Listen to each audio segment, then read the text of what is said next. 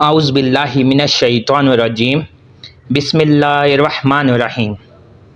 سب ناظرین کو علم اسلام چینل میں خوش آمدید اور خلوص بھرا سلام۔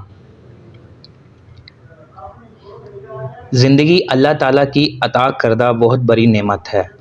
اس نعمت کو مسکراتے ہوئے، دعائیں بانٹتے ہوئے اور اپنے رب کا شکر ادا کرتے ہوئے گزاریں۔ میرے پیارے سامعین، دین اسلام بہت ہی پیارا اور سچا دین ہے جو اپنے ماننے والوں یا نہ ماننے والوں پر کسی بھی زور زبردستی اور جبر کا قائل نہیں۔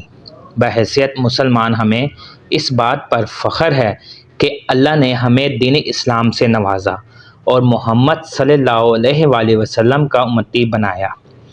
دین اسلام میں شامل ہونا بہت اعزاز کی بات ہے، اور آج میں آپ کو دین اسلام کی اہمیت بتاتے ہوئے ایک واقعہ سنانا چاہتا ہوں۔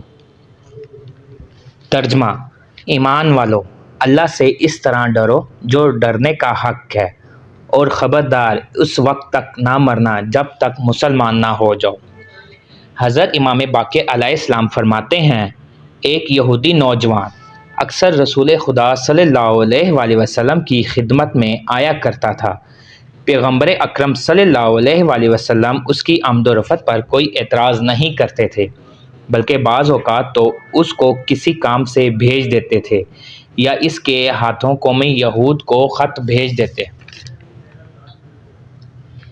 ایک مرتبہ وہ چند روز تک نہ آیا۔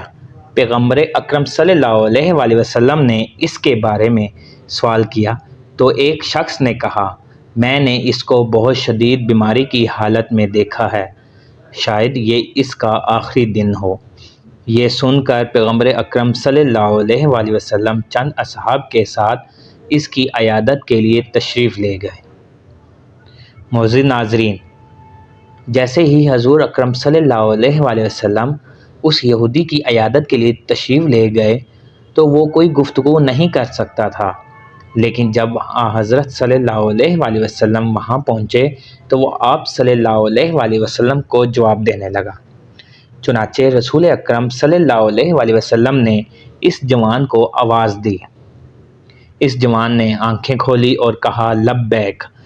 حضرت صلی اللہ علیہ وآلہ وسلم نے فرمایا، کہو، اشہد ان لا الہ الا اللہ۔ جیسے ہی اس نوجوان کی نظر اپنے باپ کی ترچھی نگاہوں پر پڑی، وہ کچھ نہ کہہ سکا۔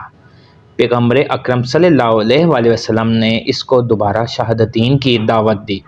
اس مرتبہ بھی اپنی بات ترچھی نگاہوں کو دیکھ کر خاموش رہا۔ رسول خدا صلی اللہ علیہ وآلہ وسلم نے تیسری مرتبہ اسے یہودیت سے توبہ کرنے اور شہادتین قبول کرنے کی دعوت دی۔ اس جوان نے ایک بار پھر اپنے باپ کے چہرے پر نظر ڈالی۔ اس وقت پیغمبر اکرم صلی اللہ علیہ وآلہ وسلم نے فرمایا، اگر تیری مرضی ہے تو شہادتین قبول کر لے، ورنہ خاموش رہ۔ اس وقت جوان نے اپنے باپ کی توجہ کیے بغیر اپنی مرضی سے شہادتین کہہ دی اور اس دنیا سے رخصت ہو گیا۔ پیغمبر اکرم صلی اللہ علیہ وآلہ وسلم نے اس جوان کے باپ سے فرمایا، اس جوان کے لاشے کو ہمارے حوالے کر دو، اور پھر اپنے اصحاب سے فرمایا، اسے غسل دو، کفن پہناؤ اور میرے پاس لاؤ تاکہ میں اس پر نماز پڑھوں۔ اس کے بعد اس یہودی کے گھر سے نکل آئے۔ حضرت صلی اللہ علیہ وآلہ وسلم کہتے جا رہے تھے، خدایا تیرا شکر ہے، آج تو نے میرے ذریعے ایک نوجوان کو آتش جہنم سے نجات دے دی۔ معزز ناظرین، ویڈیو اگر پسند آئے تو اس ویڈیو کو لائک اور سبسکرائب چینل کر دیں۔ شکریہ۔ اللہ حافظ۔